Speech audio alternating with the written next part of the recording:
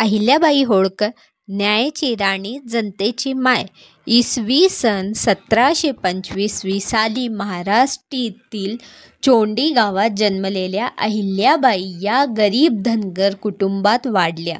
एका सामान्य शेतकरीच्या मुलगी असूनही त्यांच्यात विलक्षण तेज, बुद्धिमत्ता आणि सामाजिक जाण होती.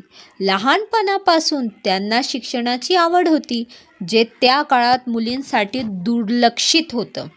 मालवा प्रदेशाचे अधिपती मल्हारराव होळकर यांना अहिल्याबाईंची विद्वत्ता आणि सौम्यता आवडली. त्यांनी आपल्या पुत्र खांडेराव यांच्यासोबत अहिल्याबाईंचा विवाह लावून दिला.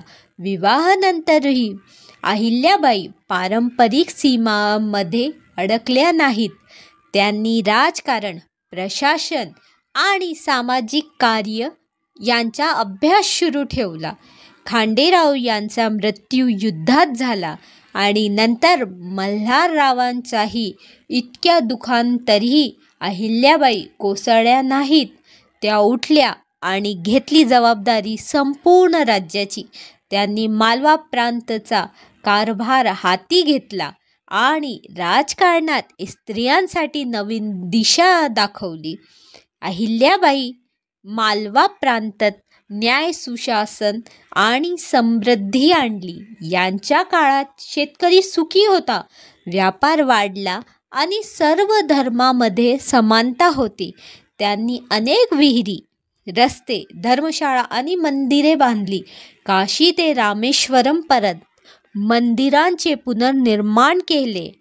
अहिल्याबाई न्यायप्रिय होत्या. एखाद्या सामान्य महिलेलाही राजदरबारात न्याय मिळे.